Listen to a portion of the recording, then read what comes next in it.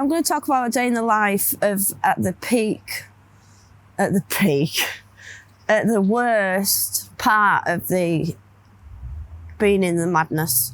If I'd woken up, if I'd been to sleep, it'd be needing a bag to function. I'd feel like, and the drink. If there were no drugs, it'd be drink. Something, mind-altering substance to cope. And then if I didn't have it, it was just, I needed it. I felt like I needed it.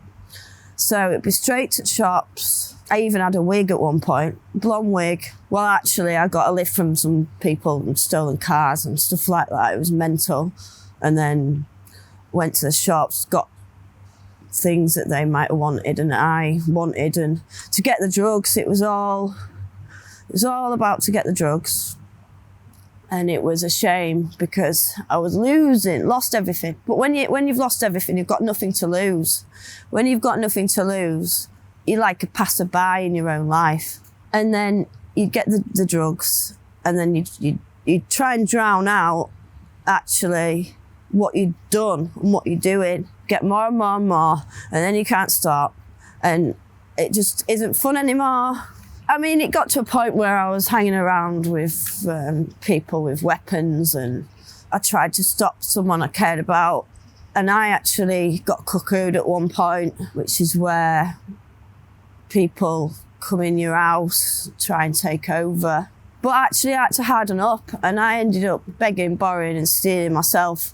And I actually ended up turning into somebody that I don't even recognise. I didn't know who I was. And it's survival in that life against, it's just pure pain. But you don't need to live like that. You know, I wouldn't be up now and bumming on a nice stroll doing a YouTube channel. It got to a point where I just wanted to die anyway. I hope I take enough so I don't wake up. And it's just a constant fight for survival. And you get an attitude I ended up with this attitude because if you don't have gratitude, you've got attitude. I had to harden up. And, you know, I've done care work and I've worked with people with disabilities before in my life. I've even worked in a nursery before. This was all before the Class A's, but a long time ago, 10 years ago. But I hardened up and I started getting mouthy. I got drugs off people.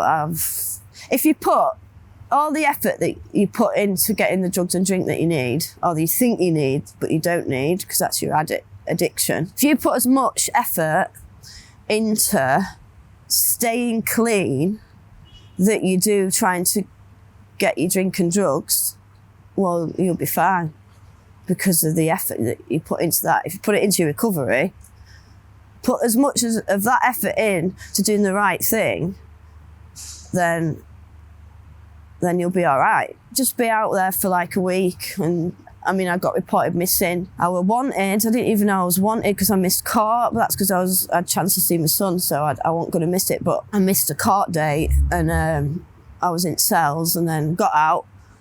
And then I went and nicked a bottle of wine, but the bottle of wine, 2 shopkeepers blooming tackled me to the floor. And I'm like, no, you're not blooming nicking a bottle of wine. You're not having it. It's mine, even though I nicked it. And I'd just been arrested for that, for shoplifting. So under a year suspended sentence. And it's just this crazy life where you're just like, what on earth are you doing? You know? And now I can see clearly because I'm clean 3 months and I wouldn't change it for the world. So it's just one bad decision away and it's scary. It's actually a scary thought. No, I didn't sleep for at least a week. I lost loads of weight. I wasn't eating, I wasn't drinking. I hardly even went to the loo that much because I'd not been drinking like fluid. It was just drugs, and then when that had run out, I was taking alcohol, and I got really poorly. I mean, if you see a picture, you should see a picture. I'll show you a picture. I was 6 stone when I came to rehab, Evolve. I'm 8.5 stone now. Already in 3 months, I've put 2.5 stone on. I didn't recognise myself. I couldn't look in the mirror. I didn't recognise who it was. To be honest, I'm struggling to actually find a good time with it all. I knew deep down it wasn't the right thing to do, but I was struggling because I was an addict, but I didn't know I was an addict and I was suffering. There's not many times where probably the first hour of payday, when you've got the money and then you can get everything. And then that lasts, an hour? And then you've got out again.